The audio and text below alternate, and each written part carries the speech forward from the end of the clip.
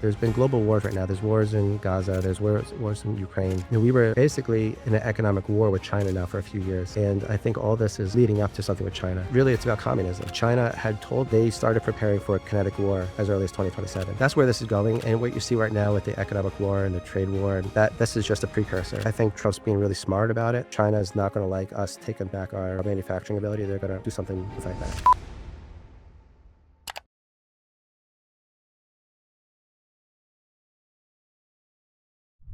Okay, guys, we got Michael here today. He is running for Congress and in Florida. Thanks for coming out, man. Yeah, thank you. Thanks for having us, Sean. I know you don't do podcasts too often, but it's going to be cool to see your side of things. Appreciate it. You're running against Debbie Wasserman. I am, yeah. Debbie Wasserman Schultz. She's been a career politician. I believe she's been in office since 1992, over 20 years in this district. And I think that people are ready for a change. Yeah. What's the chatter about with her name? Like, are people happy the past 20 years overall? Or I have never met anybody that's happy with Debbie Wasserman Schultz. Honestly, everybody I've talked to in the district has a Debbie story.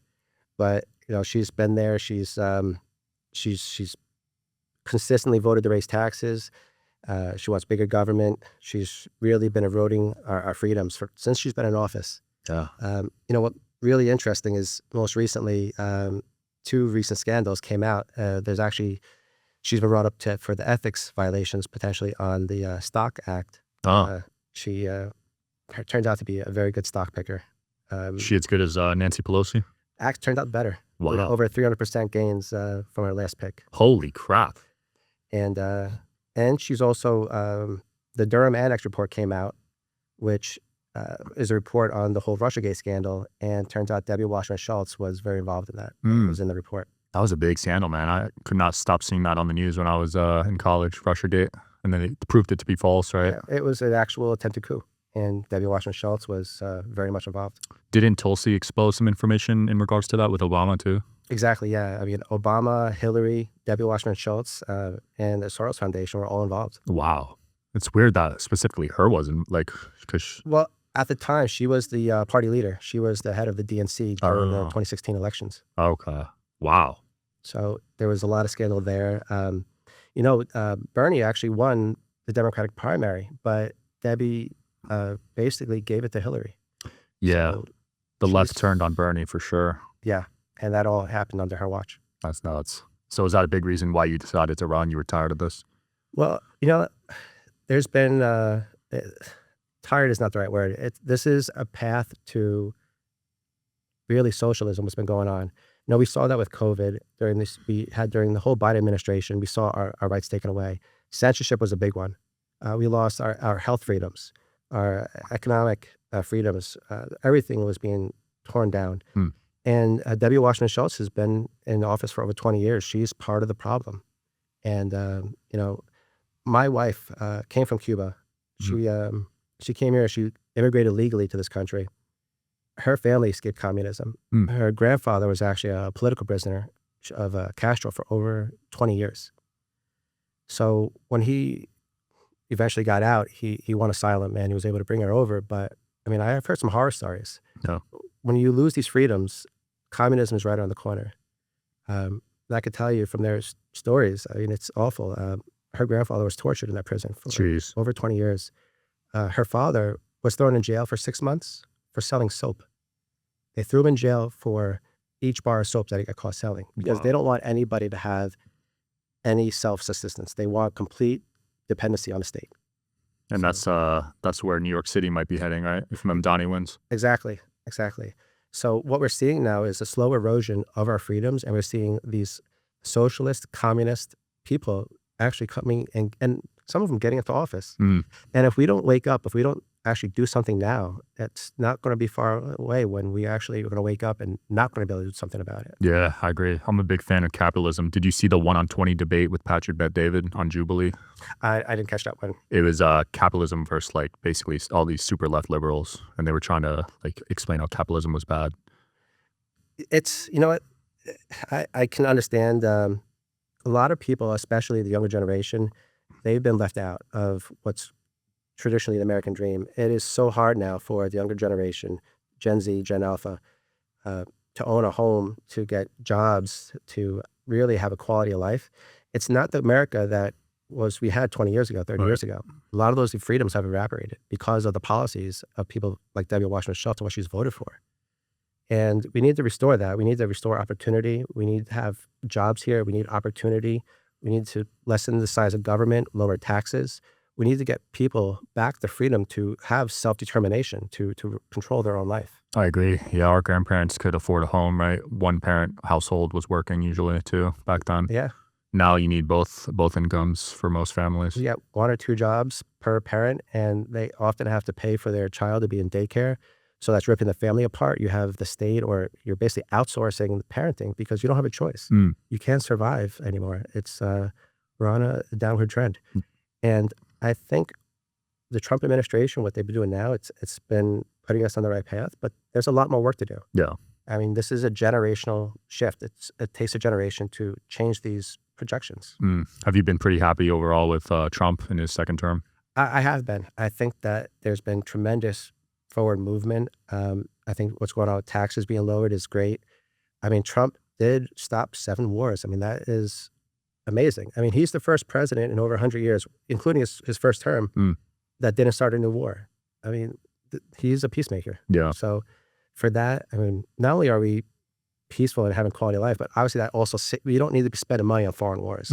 We have plenty of problems here at home that we need to be addressing. So many problems. And he's pro-crypto. Obviously, you're pro-crypto too. Yeah. Is that your main business, the crypto stuff? It's a big part of my business, yeah. Crypto for me, it's not just a business, but that's also represents the opportunity for economic freedom for everyone. Decentralization gives everybody control of their own money, custody of their own money in a currency that's not able to be inflated. So I think that's going to open up and create wealth for the lower middle classes. One of the greatest opportunities of the century, I believe. Yeah, I've loved what they've been probably the first government that I can remember that's been pro crypto in America, at least. I mean, it was really tough under Biden to be in that space. Yeah, the Biden administration really came down hard. The de-risking and the de-banking of a lot of companies. I got de-banked. It's terrible. I lost a huge relationship. I had tons of transaction with that bank, and they shut down me and my mother. My mom got involved. So it's terrible. Yeah. Well, one thing I'm glad too, actually, under the Trump administration this year, they did put forth a new rule where you can't get debanked based on reputational issues. Oh, wow. And I think that is a tremendous thing to do. I didn't know he did that. Wow. That passed? Yeah, that was earlier this year. Oh, nice. And, everybody's got lives now. You have social media. Everything's public. There's no privacy anymore. And really, actually, I remember this tweet years ago from Kevin Sorbo. He's been on the show. He's cool. Has he? Okay, interesting. And this tweet, it really stuck with me. He said, the only freedom worth protecting, or only freedom of speech worth protecting, is a speech you don't agree with. And I think that's so important because it's really, it simplifies it, but hits the nail on the head. That is pretty profound. Because we're all different. We all have different opinions, and we should have the right to speak those opinions. Yeah, I'm big on free speech. I have on people that I disagree with 99% of things, but I think it's important for them to be able to at least voice their opinion, Yeah, absolutely. I mean, you need to have dialogue. I mean, that's how we improve ourselves. That's how we learn. I mean, we don't want to be in an echo chamber of our own thoughts. We need to have some feedback and understanding. Yeah, and I know prior to running, you weren't even on social media, right? No. I mean, I had a LinkedIn account, but I wasn't that active. It was just I don't count that. Purposes. Yeah, that's not social media. But I had a pretty private life, and never had really social media. So now this is all kind of new to me. Yeah, is it a big adjustment for you? It is. I actually announced my campaign recently, and we posted something on social media, and I was actually shocked. A lot of comments. I expected a lot of negative comments, just the nature of things, but it was interesting. A lot of comments, I felt people were really looking for some hope and change, and people were really looking for a brighter future. Yeah. There was a couple of negative comments, nothing crazy, but it was just interesting to see everybody's different thoughts. I mean, that's unavoidable, especially in your space in politics, because half the population is Democrat, so you're going to get negative comments no matter what. Yeah. Yeah. That's part of the problem. We're in this dynamic where it's red team versus blue team, and there are issues where we can agree on. It doesn't always have to be a conflict. Yeah, I agree. What are the main issues you're going to be focused on? My main issues is just restoration of freedom in general. And I'm specific. Shout out to today's sponsor, Quince. As the weather cools, I'm swapping in the pieces that actually gets the job done, that are warm, durable, and built to last. Quince delivers every time with wardrobe staples that'll carry you through the season. They have fall staples that you'll actually want to wear, like the 100% Mongolian cashmere for just $60. They also got classic fit denim and real leather and wool outerwear that looks sharp and holds up. By partnering directly with ethical factories and top artisans, Quince cuts out the middleman to deliver premium quality at half the cost of similar brands. They've really become a go-to across the board. You guys know how I love linen and how I've talked about it on previous episodes. I picked up some linen pants and they feel incredible. The quality is definitely noticeable compared to other brands. Layer up this fall with pieces that feel as good as they look. Go to quince.com/DSH for free shipping on your order and 365-day returns. They're also available in Canada too. The economic freedoms. I think that's so important. I think we have a lot of unnecessary bureaucracy that hinders business development, business startup. The Genius Bill in the United States, I think, is wonderful. I think that's really going to help make the United States a crypto-centric for business for the whole world. I think our tax code needs to be reformed. I think we need to give people back their own money and let them decide how to spend it. And the government doesn't need to be this big bloated bureaucracy. Our country was established as a confederacy. We have the Articles of Confederation creating our country, and every state is its own sovereign nation, entity essentially. So the states need to have more power to decide what they want to do locally. And really, that's capitalism. By having different states and the ability to move, we create competition between the states so they can have basically are incentivized to create more freedom for the people. Yeah. Because if your state, I'll give you an example, California, way bureaucratic, way too many strict laws, way too high taxes, and everybody's fleeing. They're going to Texas. They're going to California, to Florida. And I think that's a great thing because people shouldn't be stuck paying taxes 13%. They come to Florida, pay 0% income taxes. Yeah, I just saw something where like they tried raising the minimum wage a lot, and then a bunch of businesses left, and it actually affects the workers. Yeah. You know what I mean? So these guys are fighting for higher wages, but it actually affects them more. Yeah, well, the those minimum wages, they sound great, and people need to earn a good wage, but really when they put those minimum wages in place, statistically they actually increase the unemployment rate. Wow. Because as a business, you may not be able to afford those rates. You have to basically either fire people or you have to automate things with AI or some other type of machinery. So you need to have the free market determine those wages. Yeah, that's pretty crazy. And these days they'll just replace jobs with AI too. Yeah. The business owners, if they keep raising the wages. Absolutely. Yeah. Because what else are they going to do? I mean, there's a misconception that every business owner is just filthy rich and can just afford to do anything. The average business owner struggles. Yeah. I think they make $40K a year. I'm not sure, but I wouldn't be surprised. You end up working twice as much nights, weekends. You don't get time off. And if you don't make money, you don't pay the bills. But your employees, they get paid regardless. Yep. And it's not an easy life. And, it's not just magic where things just happen. And people need to understand that they need to make it more business friendly. Yeah, it's not easy. That's why when I see these people go against capitalism, it's like, what's the better alternative then if you're against this? I just think that there's a miseducation what capitalism really is. Yeah. We've been losing that freedom. The taxes, the minimum wages, that's not part of capitalism. A privately owned central bank issue our money rather than Congress, that's not capitalism. Not at all. I hope you can contribute to getting taxes lowered. I just pay my quarterlies. And every time I do that, I'm like, bro, there goes another good chunk of change for God knows what, right? Yeah, they have really no say what it's spent. Yeah, literally none. Like, it'd be cool if you could at least pick the category or something, but no, it's just like, here you go. And then when Doge exposed all that, it made me even hate it even more, so. Yeah. And I don't know what happened with that. Doge kind of just... I'm not sure exactly what's going on there. I think there's still some things going on. What's actually pretty exciting, this Governor DeSantis actually started using Doge in South Florida, and they've been investigating it starting last month in Broward County, where I'm from.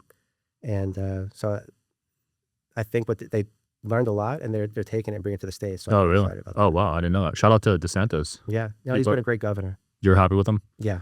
I think all Floridians are happy with Governor DeSantis, even Democrats. I think he handled COVID the best out of any governor in the country. Yeah. You know? Yeah. Florida's been doing great. You know, it's interesting. Florida actually completely filled its rainy day fund so much that they're not even allowed to save any more money. They've Wow. saved too much. Wow. DeSantis done a great job. What a great job. I don't think any other state could say that. Yeah, you guys are, I think, the number one state people want to go to right now, right? Florida? It's booming, and I think it really has the opportunity to be the next big Silicon Valley. It's a great place for cryptocurrency companies. There's Yep. crypto companies there. A lot of big companies, banking companies such as Citadel have moved down. A lot of companies during COVID realized that they weren't getting bang for their buck in New York and California with the taxes. So they decided to move to Florida as a more freer state. Yeah, there's a lot of benefits. Weather's good. You could fly international pretty easy there. Yeah. No state tax. Yeah, shout out to Florida, man. We got Newsom on the other side of things, probably running in 28 in Cali. What do you think of him? I don't know how anybody would ever vote him in ever again. I'm just shocked at how he handled the fires. I mean, that was such mismanagement. And I see a lot of people complaining now that they're not even able to build their homes again. I think that there's really a lot of mismanagement, and I don't think he's really helping the people of California. I don't think so at all. It's mind-blowing to me that he still has a good following that supports him. I don't know if that's true or not. Yeah. Well, if you go on like Polymarket or any site to see who's in the lead right now, he's in first place. To be honest, I don't think that there's a whole lot of quality leadership in that party right now. I think they've lost their way. I grew up liberal in Jersey, and I can agree with that. It's come such a long way. I can't see myself going there for the next 5 years at least. Yeah, there's no message, there's no platform from that party right now. And I think that the Republican Party, it's changed quite a bit since Trump and MAGA stepped in, and there's a lot of different perspectives. But I'd say, any Democrats that are happy with the party, join the Republican Party and voice, maybe make it better. Yeah. Because at the end of the day, it's not about red versus blue. It's about what's best for Americans. Absolutely. Yeah, I'm not a fan of the whole two-party system myself, to be honest. I know some people aren't. I don't know if Europe's got anything better, but I think the U.S. is probably better than what they have. In Europe, they have many, many parties. Yeah, and, there's too many. Yeah, but the founding fathers set up a system. I think that so far we've done better than most countries in the world. I think we can do better. I think that there's a lot of room for improvement, and I hope. And Trump talks about this golden age of America, and I think about this a lot. I kind of step back and I see what he's doing with basically getting us out of wars, bringing in manufacturing, making the United States the AI and crypto capital of the world. I don't think people realize how really massive that is. It's just going to leapfrog us ahead of everyone in innovation. I do like that he's doing that and also bringing people together. Last night, did you see the dinner he hosted? No, I didn't. It was the CEOs of all the biggest tech companies in the world. Mark Zuckerberg, Google CEO was there, Twitter, all the biggest companies. And he's kind of talking about how he's bringing more money to America, how much companies are going to invest, bringing infrastructure here. I don't see Biden doing any of that. I love that he's unifying everyone like that. Yeah, he's building up. It was almost like the Biden administration was intentionally eroding the country. Every sector was going down. People were losing faith in this country.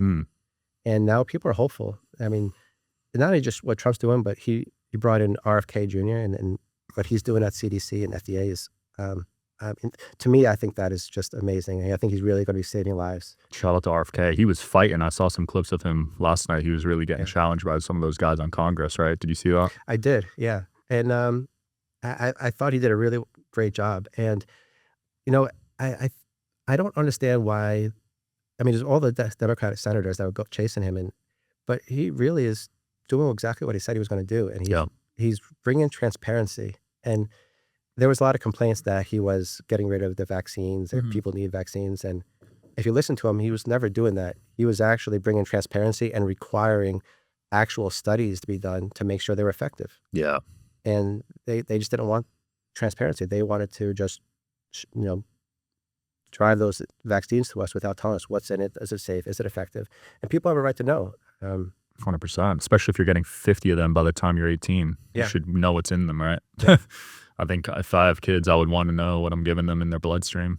Yeah. You go to a pediatrician and they say, don't introduce a new food more than one at a time, wait a few days. But when it's time for vaccines, they'll give you 10, 15 vaccines in a single day. No problem.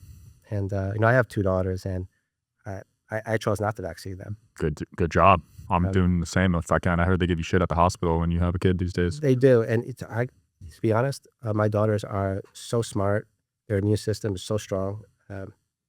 They're so vibrant and healthy. Nice. That's great. Yeah, I heard you could visibly see the difference on some of these kids. Like they're starting to do tests, right? Yeah, I can see it when I go to the park. I really see the difference. Look at the autism rates. I mean, that's not a coincidence. I don't think that's a conspiracy anymore. But yeah, RFK was getting so challenged. And then you look at the donor money from Big Pharma that's going to some of these people in Congress. Yeah. And then you see all these same names are calling him out. And they're not even letting him talk. Yeah. Like it was really hard to watch. Yeah, they just want to get their viewpoints there to their constituents, their donors. That's really what it is about. Yeah. What do you think of that whole system right now with the donors and how these PACs are funding all that? I'm not really too sure. I mean, there's a lot of things that are going on, especially with Act Blue right now. They're finding out that I think there were a few hundred SAR filings against Act Blue, supposedly, about the way that they were raising money and funding the Democratic Party. So there's a lot of things that need to be investigated there. There was dead people donating to that one, I think. Yeah. So basically what they, this is what I've heard. I mean, I don't know for sure, but basically they have pools of money, but then they use databases of people live, dead, illegal here, or maybe not. And they just use their names to basically stay under the radar of the threshold for the limits. That is crazy. Hopefully they find out what's going on there. There's fires everywhere though. We kind of got to pick and choose our battles, right? Yeah. What do you think the biggest threat is in 2025 to America? In 2025, I think that there's, there's been global wars right now. There's wars in Gaza. There's wars in Ukraine. We were basically in an economic war with China now for a few years. And I think all this is leading up to something with China. Yeah. And really it's about communism. And China had told and made announcements, I think it was 2023, that they started preparing for a kinetic war as early as 2027, starting with Taiwan. Saw that. So that's where this is going. And what you see right now with the economic war and the trade war, and that this is just a precursor. So I think Trump's being really smart about it. China is not going to like us taking back our manufacturing ability. They're going to do something to fight back. It does seem like war with China is inevitable because they already announced that they're going to invade Taiwan in 27, right? And I don't think it has to be that way, but that is certainly something that they said that they're moving towards. Yeah, that would be probably one of the biggest wars of all time. I hope we don't get there. And like I said, Trump is a peacemaker, and I know he doesn't want that. And I have faith that he'll avoid any potential wars like that. Yeah. And bring him to a negotiation table. I'm confident in him for the next 4 years, but who knows after, man? Who knows if another Biden comes into office and then screws everything up, Well, that's why we need good people in office that actually believe in America and really want peace. Yeah. With the trade war stuff, with all the tariff stuff going on, where do you stand on that debate? I know that's kind of like hit or miss topic for some people. No, I kind of just think, if tariffs didn't work, why does every other country in the whole world have tariffs? Shouldn't it be reciprocal? Right. I don't see any, I haven't seen any increase in consumer products on the tariff being there. I think it's fine. I think also what Trump's doing, he's finding creative ways to drive revenue to the United States to pay off debt, to innovate. He's got to do something because the U.S. lost so many freedoms, lost manufacturing, lost so much. And he's finding many alternative creative ways to bring that back to America. And that's just one tool that he has. And look what he's doing. He combined that and then he negotiated with Intel. He's doing something really creative outside the box. And he's doing it basically because he's had 50 years in the business as an entrepreneur. He knows what he's doing. He knows how to make a deal. And Apple, I think he worked out a deal with Apple. Yeah. And Facebook just announced at the dinner last night, I think 60 billion or 600 billion they're going to invest in the U.S. Oh, wow. Yeah. Okay. So he's bringing all these top companies together and figuring out how to better the country. Yeah. It's beautiful, right? Yeah. And that's something I really hope to bring my experience as an entrepreneur and help along with that as much as I can do in Congress anyways. Debbie Wasserman Schultz, I don't believe she's ever had a job in the private sector. She's been a career politician since 1992. Yeah, I think what people got to realize is you didn't have to do this. You already made a substantial amount of wealth, right? You could have rode off into the sunset. Yeah, I I've never done any of my businesses for money. I really love to be creative, to solve problems, to build things. And I just felt at a point in my life, I was already successful in business. I have a family now. I have 2 daughters, and I wanted to do something to give back. I wanted to participate and contribute to the community. I wanted to make our country better Yeah. because my kids are going to grow up here. And the country's changed drastically since I grew up. And I think we need to return to those freedoms. I think we need to return to what America really stood for. Yeah. For your kids, do you feel like they still have a shot at the American dream? Do you think it's still alive? I think that it's holding on by a thread, but I know that in America, we can always do anything we want. I think, America is a land of opportunity. We do have the Constitution. It is one of the easiest places to create a business. Right. Maybe not for every industry, but I've worked in Singapore, in the Middle East, in Europe, in South America. America is by far the best country, in my opinion. And, not just because I'm American, but I've seen what's out there. But I also know what it has been and what can be done. And I think all it takes is people to do better. We all need to get involved. We all need to participate. If we all believe that America could be great, it could be done very quickly. We Americans outwork everyone. I mean, we work twice as much as the rest of the world. And I think that if we put our minds to it, if we really have a goal of creating the America that we want to see, that golden age of America, I have no doubt that we can achieve it. Yeah. We work damn hard. I know I do, at least, but like my parents were immigrants, so I got the work ethic from them. Yeah. I think we're one of the hardest working countries. We are. But we're a country founded by entrepreneurs. George Washington, Thomas Jefferson, Ben Franklin, they all created businesses while they ran in government. So these were not politicians. These were businessmen that created this country. Nice. You know your history pretty well, huh? I try. Who's your favorite president all the time? That's a tough question. I don't know. Name a few, I guess. Doesn't have to be one. I would say George Washington is probably one of my heroes. And, when you think of America as this country of kind of this underdog, of pride, of can do anything attitude, of, just grit, and all those attributes actually come from George Washington. They're his personification. I mean, a lot of people don't know this. I mean, he lost every single battle in the Revolutionary War. He didn't win a single battle. Really? He lost 80,000 men when the British lost 1,000 men. Holy crap. Got destroyed. Only his perseverance of never giving up that won the Revolutionary War. Wow. Because when I think about him and I think about historical photos of him, it's like him winning battles. Yes. You know what I mean? Like him at the front lines leading. Lost every single one. Holy crap. Every single battle? He's still considered a legend. Yeah. Wow. He was relentless. He never gave up. That's awesome, man. And, they say that he was protected, all the Native Americans at the time, because he fought in the French and Indian War too. And so they knew his legend. And, he would ride in the front of every battle. He would take charge and, be right in all the danger. He'd have bullet holes in his hat and coat, but not a single bullet ever touched him. Savage. So they always thought he was protected by God. Wow. That is pretty crazy, right? Yeah. Damn. I used to love history class, but unfortunately, the way they teach it these days, I'm not the biggest fan anymore. But yeah. I learned most of my history actually in my 20s, just reading out of a hobby. That's the way to do it. Straight to the book, right? Yeah. Not a textbook. Yeah. Where there's planned propaganda, Yeah. Going back to the immigration real quick, my parents were immigrants. Do you want to see more immigrants entering the country right now, or are you part of that camp that wants to see a pause? Where do you stand on that? I think immigration's fine. I think we need to do a temporary slowdown because last 4 years, we really had completely unchecked immigration. And we need to find out who's here, who doesn't need to be here. I watched the Senate hearings with RFK this week, and he mentioned that during the Biden administration, they had 476,000 minors come across that were lost. They were basically just handed off to random people that they have no checks and balances, no vetting. So what's going on with illegal immigration, it's not just hurting Americans, it's hurting the people that are being abused. Yeah. I mean, there's human trafficking, there's drugs and cartels, there's crime. We need to get a handle on that. And another thing too, I think is really important. If you want to step back and take a look at a macro picture of this, say over the next 10 years, we have AI that's going to give us a wonderful tool to innovate and be much more productive and efficient. We don't know what that's truly going to result in our job market. So we need to basically have a time where the Americans can get the right training and jobs that are going to have basically post AI. And we don't need excess integration for a workforce. It's going to hurt us. We need to basically settle down with what we have and get an assessment before we open the doors anymore. Interesting. And I'm not saying no immigration. I'm just saying it should be merit-based. It should be legal immigration.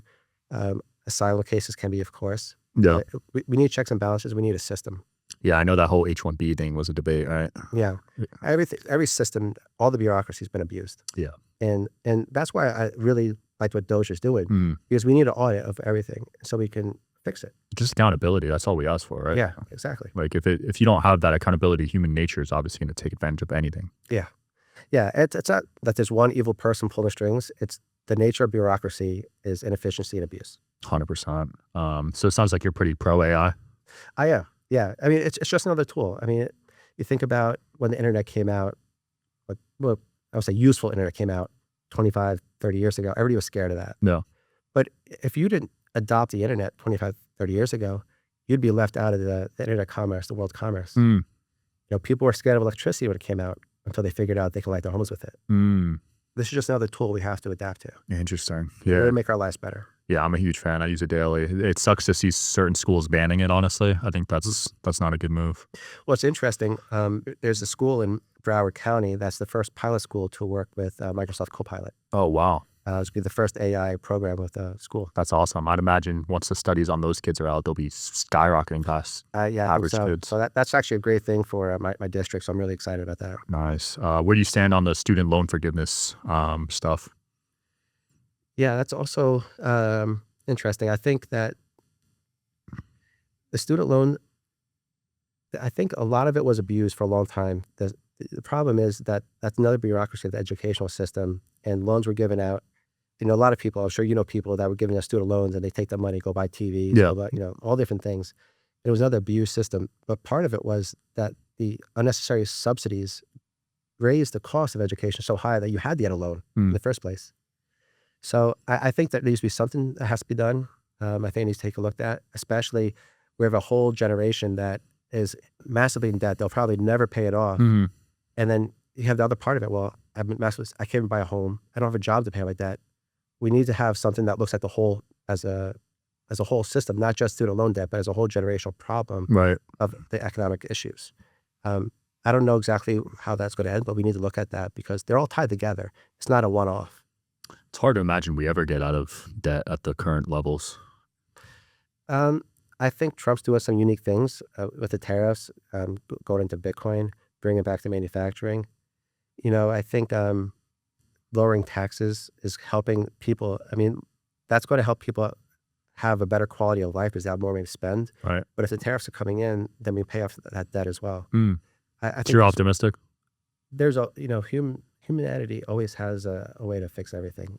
Yeah, I hope so, because whenever I look at it, I just can't fathom it. It's like there's deals to be made. Read the there's number. negotiations. There's always something. Yeah. Everything is fixable, but you need good leadership and creativity to fix it. Also, there's an argument that we should be in some debt too to grow. So I see that side too. Well, I mean, any business has revolving debt lines and things like that. I mean, debt is not necessarily bad if it's managed well. It's Right. when it's out of control. And right now it is. Yeah, I would say, I guess it's subjective, but it is. Well, you know, the number one cause of bankruptcy is medical debt. interesting. So it's not just a problem of student loans, it's medical bills too. We have so much that we need to take a look at and fix. I mean, the bureaucracies, again, the subsidies drive up prices to unaffordable situations. You know, before Obamacare, we actually had a thing in this country called charity care, where there was actually free healthcare in just about every single state. And so Obamacare actually destroyed that. Wow. That's nuts. I never heard of that healthcare. don't So it think was about free healthcare? Yeah, it's called charity care. Wow. And they got rid of that. Yeah. So there's no Obamacare more wiped free away health. that free Jeez. healthcare. Healthcare right now, I mean, I pay $900 a month. Most people cannot afford that. And even I'm still coming out of pocket all the time. You know what I mean? Yeah. It's crazy. Yeah, it's crazy. I mean, that must be 10 times more expensive than I was when I was a kid. Yeah, it's nuts. And I was under my mom, and thankfully until 26. But like, even at 26, most people are living paycheck to paycheck. You know, they can't afford like medical insurance. Yeah. So we really need to restore all those things. We need to pull back all that bureaucracy, all the basically too big of a government, the higher taxes. People need quality of life, and they're just being drained. They have no money. They're working around the clock. Their kids are being forced to be basically indoctrinated in schools that they can't control. I mean, healthcare is out of control. Everything is. And Trump can't save everyone. He can't just look at one person. We all have to participate. We all need to do our part. Right. We need to talk to our local politicians, or at state level and at the federal level, because it takes the whole community to be involved. Yeah, we got some work to do. Well, thanks, Michael, for doing this mission. I hope people can support you. Where can everyone find you and follow you and everything? Sure. Our website is michaelcarbonara.com. The social media sites, everything's right there, linked to the website. And on X, Instagram, and I think Facebook. Awesome. Check them out, guys. And if you're in Broward County, 25th District of Florida. Go ahead and vote for him when the time comes. Thanks for your time, man. Yeah, thank you very much. All right, check them out, guys. Peace.